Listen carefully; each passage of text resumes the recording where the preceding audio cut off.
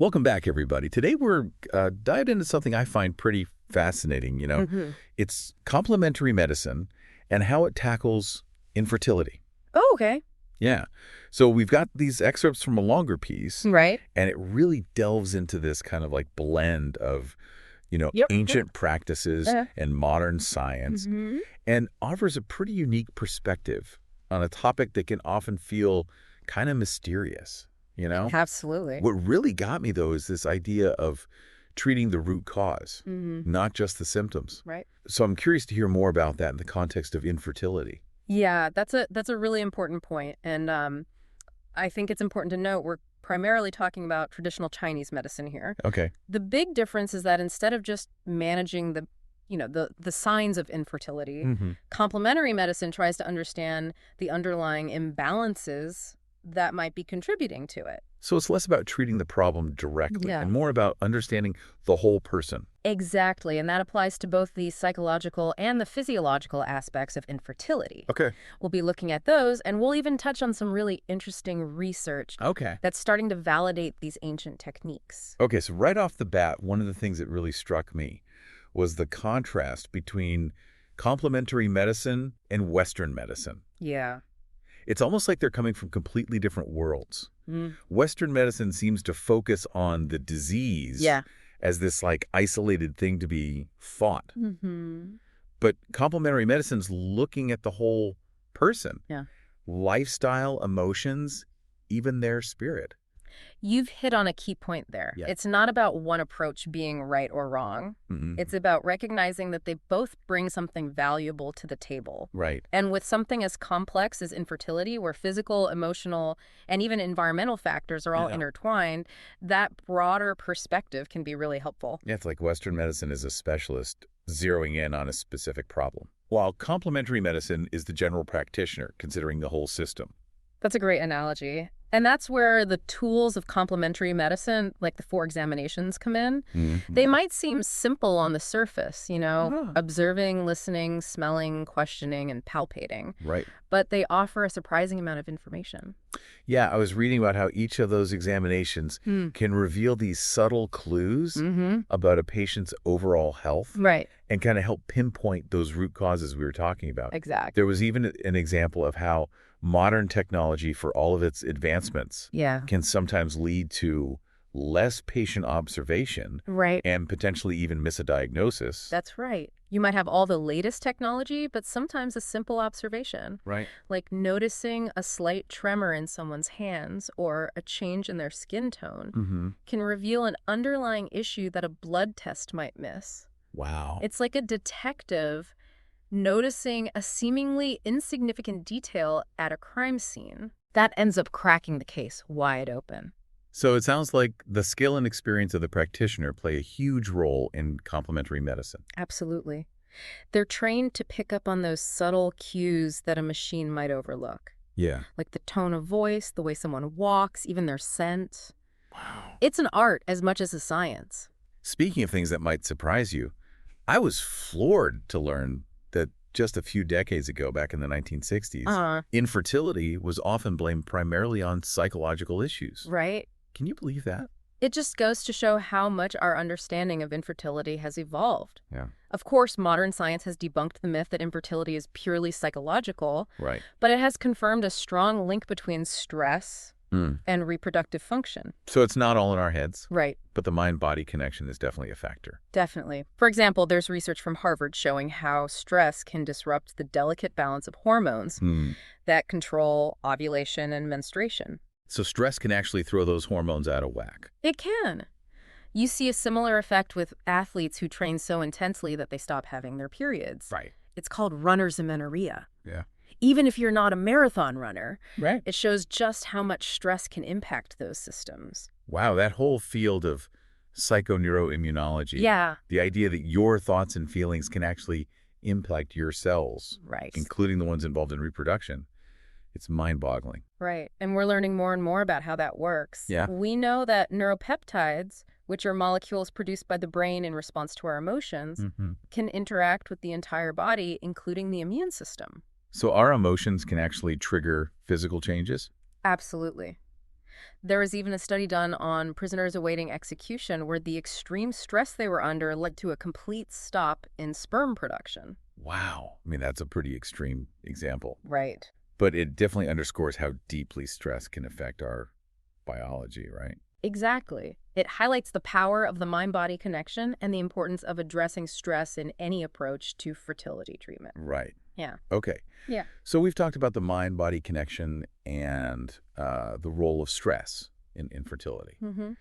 Now let's talk about some of the specific treatment options that complementary medicine offers. Right. The source material mentioned acupuncture and herbal medicine Okay. as two key modalities. Mm-hmm. Can you tell us more about how they work? Sure. Let's start with acupuncture. Okay. One of the ways it's believed to help with infertility is by promoting relaxation and reducing stress. Okay. By inserting these fine needles into specific points on the body, Right. acupuncture can stimulate the release of endorphins, Mm. those feel-good chemicals that naturally counteract stress. Okay. And this, in turn, can help to balance hormones and improve the chances of conception. So it's not just about needles. It's about tapping into the body's own stress-reducing mechanisms. Exactly. And there's some interesting research to back this up. For example, one study found that acupuncture can actually increase the success rates of in vitro fertilization, IVF. That's impressive. I also read about these specific acupuncture points called zigongzu points, Right. which are believed to enhance blood flow to the uterus. Mm-hmm. Can you explain a little more about those? Sure. In traditional Chinese medicine, these points are located along these specific energy pathways or meridians Okay. that are believed to connect different parts of the body. Okay. By stimulating these points, acupuncturists aim to improve circulation and energy flow to the reproductive organs, which is essential for fertility. So it's almost like giving the uterus a little boost of energy. That's a good way to think about it. Now let's talk about herbal medicine. Mm-hmm. I know that some people might be hesitant about it, Right. especially if they're used to conventional medicine. Yeah. What would you say to those who were skeptical? I understand the skepticism, and it's important to approach herbal medicine with caution. Mm. It's not about just grabbing any herb off the shelf and hoping for the best. Right. It's about working with a qualified and experienced herbalist who can create a personalized formula Right. based on your individual needs and constitution. So it's not like taking an over-the-counter medication Yeah. where everyone gets the same thing? Not at all. Herbal medicine is highly individualized. The herbalist takes into account a wide range of factors, including your symptoms, Mm-hmm. your medical history, and even your emotional state. Okay. It's like a chef creating a unique dish based on the specific ingredients and flavors that will best complement each other. That's a great analogy. Mm.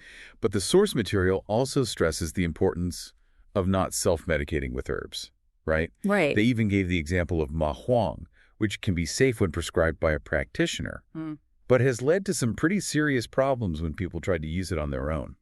Absolutely. Herbs are potent, and they can have powerful effects on the body. Right. It's essential to work with a qualified practitioner who understands the proper dosages, potential interactions, and any contraindications.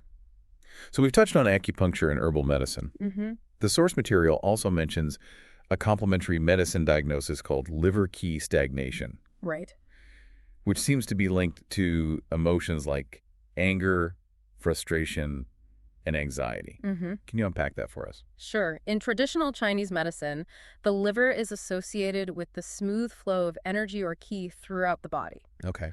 When we experience these strong emotions like anger or frustration, Mm-hmm. it can disrupt this flow and lead to what's called liver qi stagnation. So it's like a traffic jam in the body's energy system. Exactly. Mm-hmm. And this stagnation can manifest in a variety of ways, including physical symptoms like headaches, Mm-hmm. digestive problems, and menstrual irregularities, Okay. as well as emotional symptoms like irritability and mood swings. And how does liver key stagnation relate to infertility? Well, in traditional Chinese medicine, the liver is also closely connected to the reproductive system. When liver qi is flowing smoothly, it supports healthy hormonal balance and reproductive function. Right. However, when there's stagnation, it can disrupt this balance and potentially contribute to infertility. So it's not just about the stress of trying to conceive, Right. but also these underlying emotional patterns that could be affecting things. Exactly. And this highlights the importance of addressing those emotional components as part of a holistic approach to fertility treatment. Speaking of holistic approaches, The source material seems to advocate for integrating both Western and complementary medicine. Yeah. What are your thoughts on that? I think that's a really important point. We're not talking about replacing conventional medicine with complementary medicine, Right. but rather seeing how they can work together to offer the most comprehensive and individualized care. So it's about having a diverse toolbox, using the right tools for the right job. Precisely. Sometimes you might need a hammer and sometimes you might need a screwdriver. The same applies to healthcare. Having access to multiple approaches allows us to tailor the treatment to the individual's specific needs.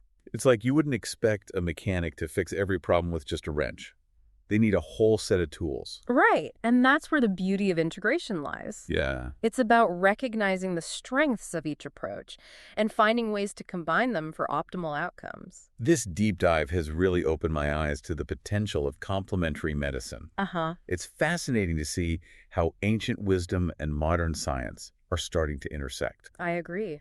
And while more research is needed to fully understand the mechanisms at play, Right. the clinical evidence for acupuncture and herbal medicine in treating infertility is growing. It's about being open-minded and exploring all the options available. And I think that's a great takeaway for our listeners. Yeah. Even if you're not personally struggling with infertility, this deep dive hopefully gives you a new perspective on the importance of looking at the whole person and considering different approaches to health and well-being. Yeah, it feels like we're finally starting to see the bigger picture, how our physical and emotional and even spiritual well-being are all connected.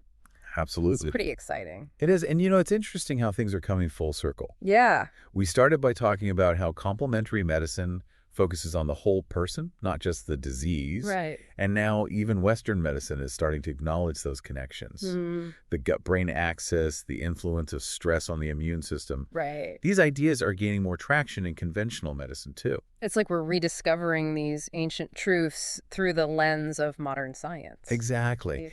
And that's where I think complementary medicine has such a unique role to play. Yeah. It provides a framework for understanding how our thoughts, our emotions, our lifestyle choices, and even our environment can all impact our health. Right. Including our reproductive health. So, after this deep dive, how do you feel about the potential of complementary medicine to address infertility? Could exploring that mind-body connection be a key piece of the puzzle for some people? I think it absolutely could. And it's not about dismissing conventional medicine, Right. but rather about empowering individuals to take an active role in their own healing journey, to understand not just what their condition is, Right. but why they might be experiencing it and how different factors might be contributing to it. It's about reclaiming that sense of agency, being an active participant in your own health, Exactly. rather than just a passive recipient of treatment. Exactly. And that's a big part of what makes complementary medicine so appealing to many people. It offers a sense of hope, a belief that healing is possible, even in cases where conventional medicine might not have all the answers. That sense of hope can be so powerful, especially when dealing with something as personal and emotionally challenging as infertility. Absolutely. It can be the driving force that helps people keep going, to navigate the ups and downs of their journey. There's that saying, hope is not the belief that everything will be fine, but the belief that everything has meaning, Yes. even if we don't understand it yet. I love that. And I think it's a perfect note to end on. Yeah. It's a reminder that even when facing difficult challenges, there's always something to learn, something to grow from, Right. and always something to hope for. To all our listeners out there on their own fertility journeys, whatever they may look like, Yeah. we want to say this: keep learning, keep exploring, and keep believing. Absolutely. You are not alone. And even if infertility isn't something you're personally facing, we hope this deep dive sparked your curiosity about the potential of complementary medicine. It's a world of ancient wisdom combined with modern insights, and we encourage you to keep exploring it. We've got the website and phone number from the source material in the episode notes if you want to learn more. Until next time, keep diving deep.